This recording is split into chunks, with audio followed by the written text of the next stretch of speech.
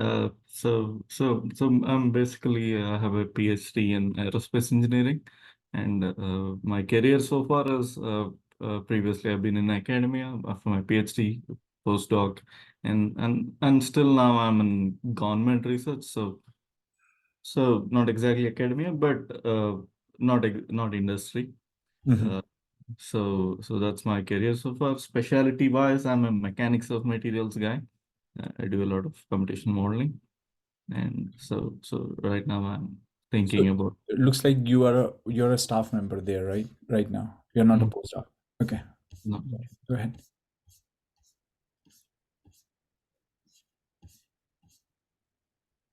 Yeah, go ahead. uh, yeah, that's it. Yeah. Okay, so let's go through your questions quickly. Um, so it looks like you're looking into this space sector, and you're saying you're Yeah. thinking about what. Can you just explain what are you Uh, looking for? So. yeah. So I'm thinking about considering jobs in the space sector.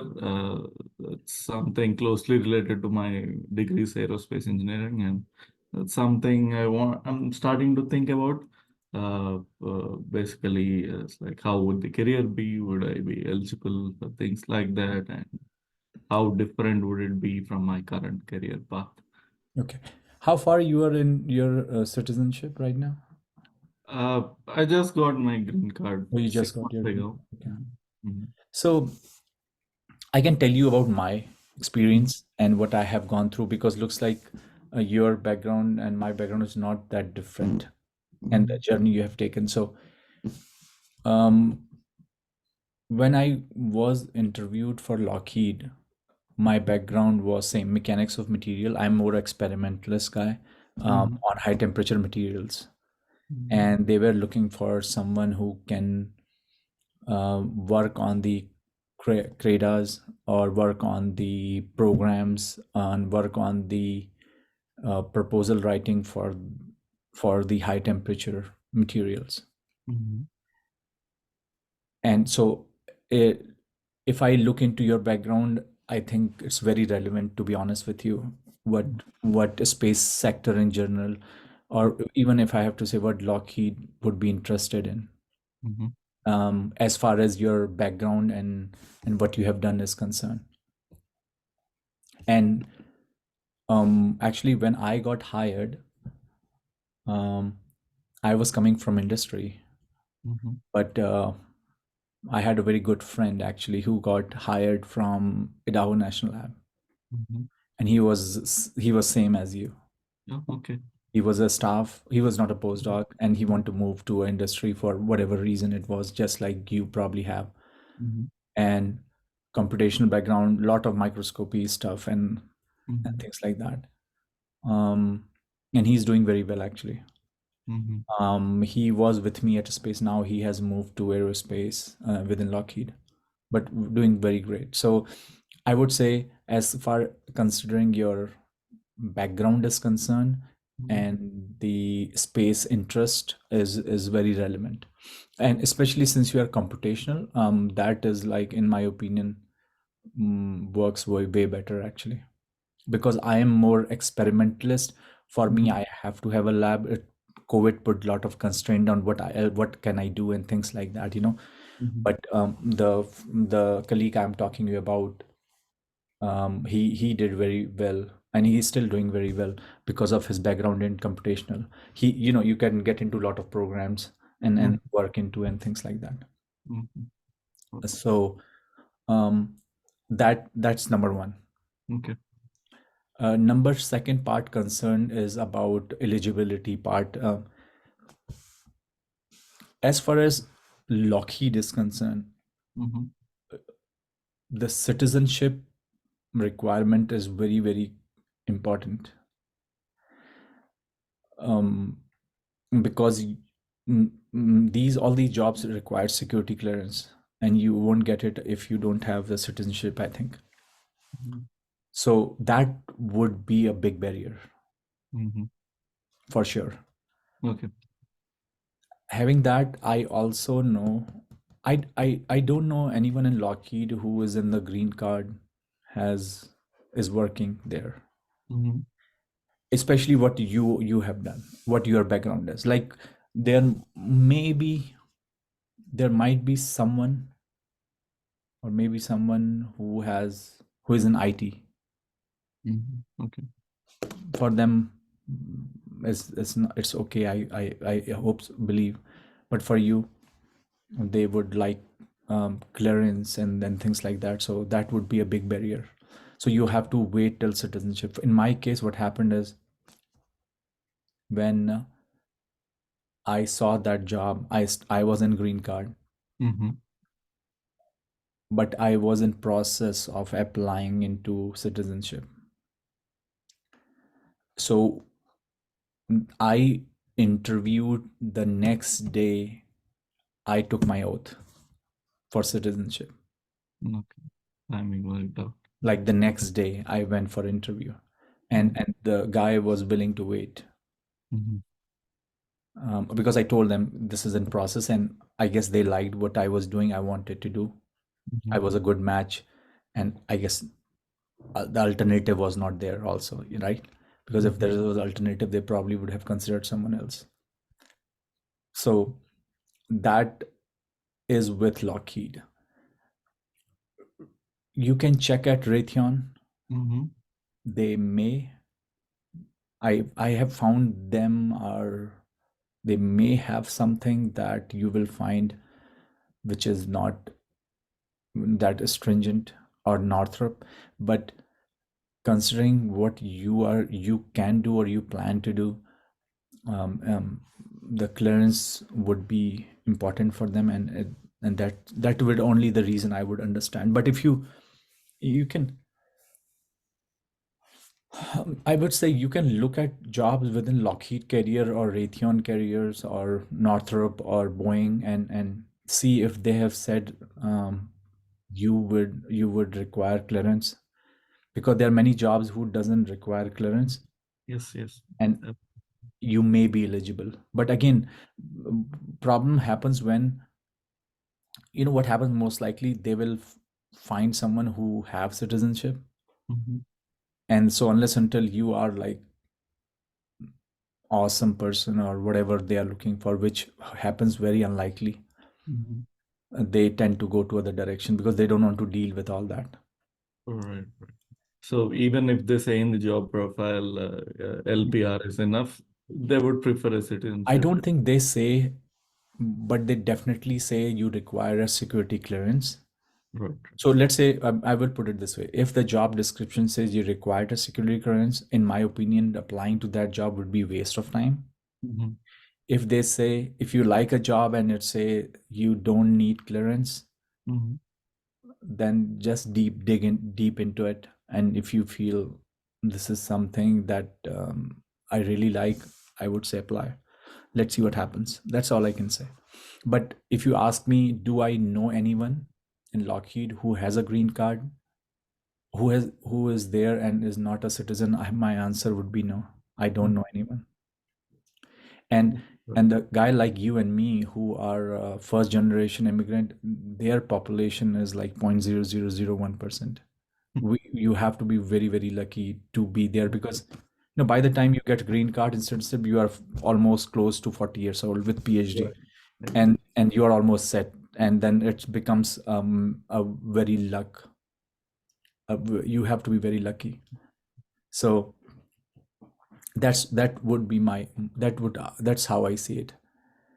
As a the second question you have, would industry consider someone like me with no experience in industry? I already gave you the answer. I know people.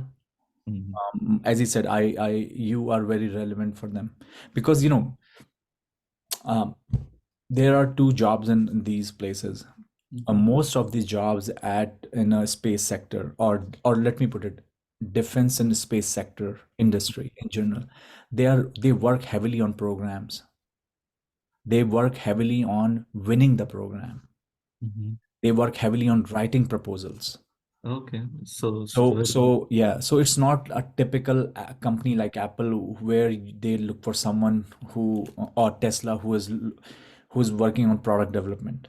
There are mm-hmm. jobs that too, but we that's later on. Let's say, for example, if you are working on a hypersonic program and you win a $100 million program at with Air Force Base.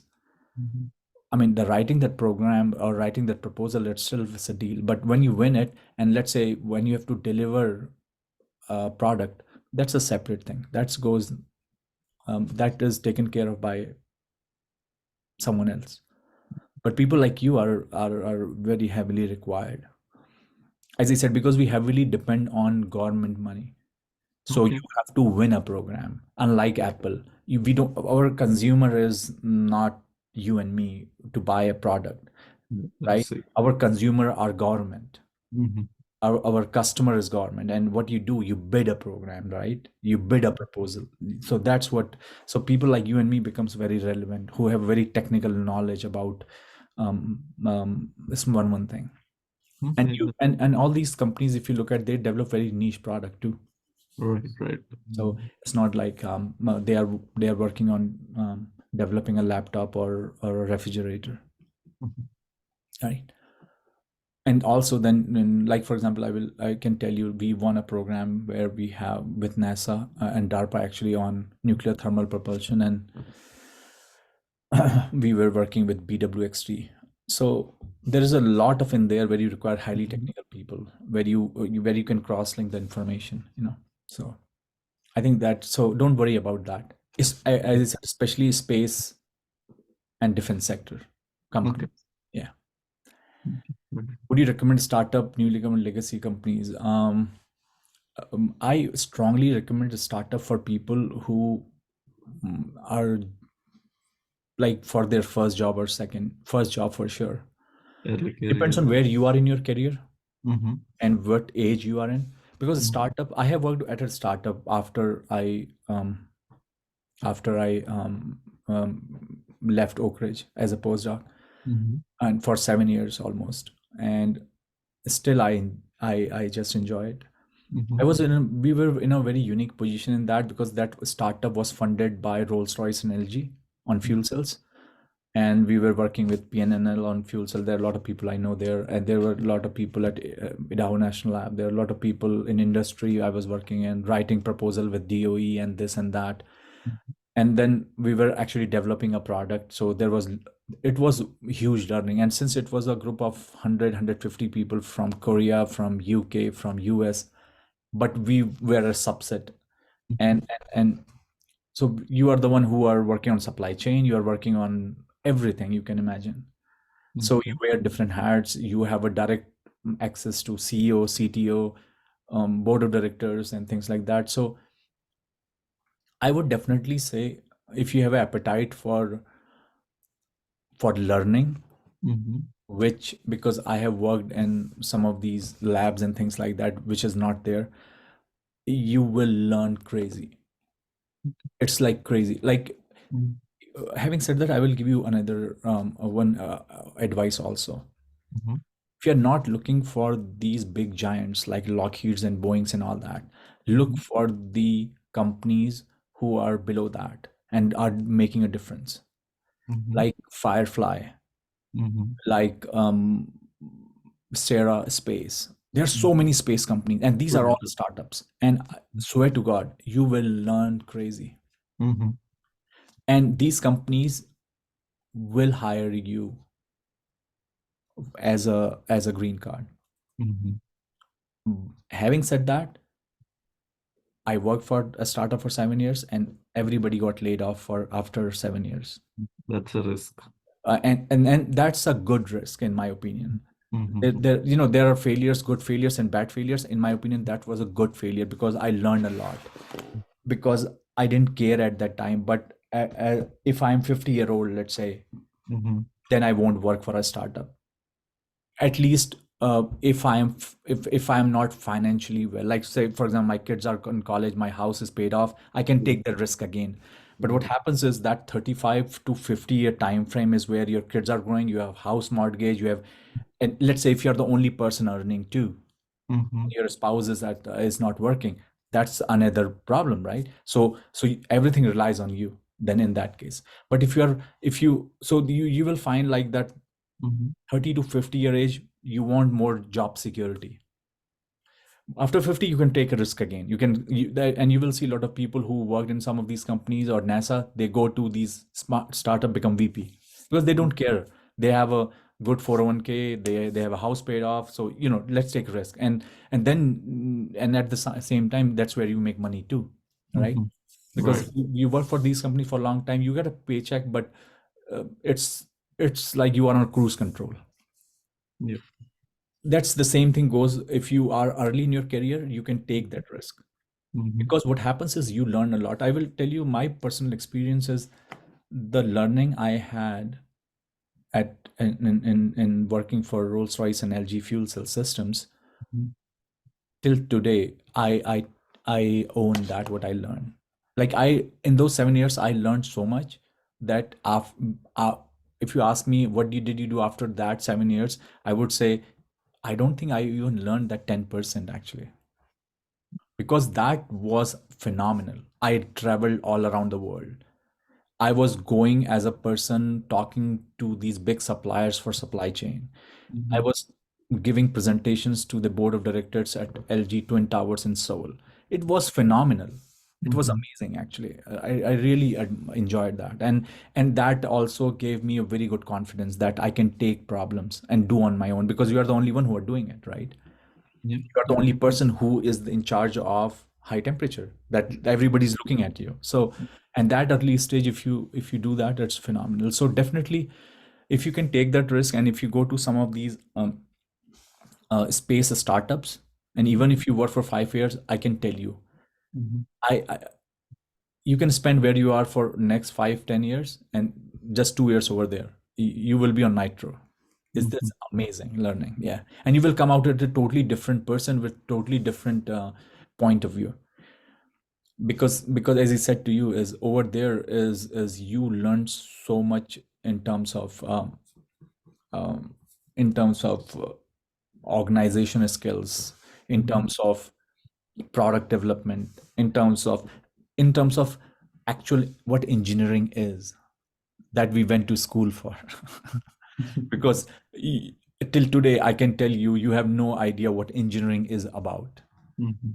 There is no way you can learn that. You become more or less like a person who is looking into, let's say, a TM figure and figuring out where the twin boundary is moving. Mm-hmm. This is completely different field, and it's amazing. I mean, as I said, I thought I learned everything. Suddenly a new CTO came from Korea. Oh my goodness. Like small details, like this guy was the head of the TV development. Mm-hmm. And my God, the amount of things that we learned, the things he was introducing was like the actual, what I'm saying, the actual engineering. That's why I first time realized what actual engineering is. So definitely. Then you talked about, should I highlight my very specific skill set or my generic but broader skill set? It, I mean, answer this is, being a PhD, you have a specific skill set. You're not a bachelor's or master's, so there is no way you cannot hide it or you should hide it. Mm-hmm. That's your forte. That's your advantage. Okay. And to be honest with you, you can't compete with someone who has bachelor's and can do everything. Mm-hmm. Right. At the same time, they can't compete with you. Right. Okay. So your skill set is your skill set. So uh, I will elaborate this a little bit further. So when I was working in industry, I thought I might do an MBA. Mm-hmm. That sounds cool, and then I will do something amazing. Maybe I will learn something, right? So I started doing MBA. I'm just finishing it up. Mm-hmm. And swear to God, if you ask me that, can I work as a finance guy? No. Can I work as a supply chain manager? No. Can I work as marketing guy? Definitely no. I hated it. Actually, once I got laid off, we got laid off from Rolls-Royce. I worked as a 1 year at Ansys as a business development guy. I Mm-hmm. was terrible. I that was a wrong job for me. I was so terrible. I thought it was so fun, but it was terrible. So what I realized is, especially with PhD, once you do a PhD, that interest in the technical field never goes away. Mm-hmm. So you can, I would like to see everything, but I always Mhm. all I always want to keep my what do you call, what they call it, my legs where I'm strong at, Mhm. because nobody can, I don't want anybody to come near to that, because that's how I play the game. Mhm. But I can see everything. I can talk all languages, but my legs are there where I'm strong at, and that's how you will roll, unless you suddenly find completely different interest towards marketing, and Mhm. suddenly you realize somewhere in your brain there was this marketing guru was there and you never realized it. Then it's different. But for my experience has been, is because you spend so much time there. Right, You know, right. 5 years is not, or Mhm. 5 plus postdocs and whatever, right? Yeah, It's exactly. not going to go away. You will always go back. Mhm. People will say, hey, always tell you do this or do that. And that's why, if you look at some of these even space companies, I would say, whether they're small or bigger, Mhm. because they work on programs, there is a lot of technical aspect involved in it. Mhm. You will never be, you're not never gonna go and go on a field and work on F-21 manufacturing. Mhm. You probably, what you will be doing probably is failure analysis, that's okay, but you're never going to go and manufacture that, because that's not you. That's a totally different skill set. You're never going to be a plant manager, Right. right? So you will, as I said, you will find, especially these startup companies, you will see, I mean, for example, if you see Firefly, right, they are trying to make this, if I'm not wrong, 3D printed um 3D printed rocket, Mhm. right? Lot you what you are seeing there is, and they, I think they have failed a couple of times, then they are something like SpaceX was doing at their initial stage. But if what you see there is, there's lot and lot of research going on Mhm. ever in propulsion and high temperature materials, and anything that you can think of, right? Right. And so you, and then they are launching it at the same time. I mean, Mhm. it's just like what SpaceX did in their early career, and later on is, shoot as much you can and learn from failures, Mhm. which NASA wasn't unable to do it because of course, they were government, right? So and that's how that's how they went ahead. And that's why I'm saying, you, if you look at all these companies, you will realize there is a lot of research, prototype making, and then launching it. At so it they are working at every TRL stage and Mhm. trying to prove it, basically. And you will find there that you are working, because they're a small company, you are where, right now, for example, you work at TRL 3 4 band, there you are working from probably 2 to 7 band, and you will keep moving back and forth. So as I said, I mean, and that's the other thing too. Like, one of the examples that a lot of people ask me is, "Hey, I'm a PhD. My CV looks too big or small for industry and all that, right?" They're very relevant question. Mhm. And I have never cut my CV, to be honest with you. If it is 5 pages, it is 5 pages. Okay. No, I'd never do that, because at the same time, I don't want to write my hobbies and my toilet and bathroom in there. You know what I mean? Yes, It's yes, a correct. relevant information, and I Mhm. want to make sure I go there where they respect that work, Mhm. because that's important for me, right? Mhm. So wherever I have applied it I thought all these things are relevant. My papers, yeah, what you can do is, rather than my 50 papers, I say my this is my citation, and these are my top 10 papers. End of the story. Okay. Nobody wants to read a 100-page paper, of course, right? But you can always chop that down. Mhm. And if you have won awards right there, leadership activity right there, you are doing some chair activity right there, you are a journal reviewer right there, because you are a PhD, you are not a master's or bachelor's, right? if, Right. if your CV should look different, and people that are hiring you should respect that. Okay. Otherwise, let's say if you hide it and you go there, they will treat you as if you are a bachelor's, and you're not going to like it. Right. That's my Yep. point. Yeah. Yep. Would moving to different sector be a step down on the career ladder? Mm, uh, This question is a good question, but I will give you answer in two parts here. Mhm. So if you are working in an industry, Mhm. so here's the thing. I will advise you to read a book. I tell everyone it's called by Jack Welch called Jack Welch winning. Okay. Winning the book, and in that book it tells you about there's a chapter that tells you about when should you move to a new job, Mm-hmm. when is the right time to apply for a new job, Mm-hmm. and all those things.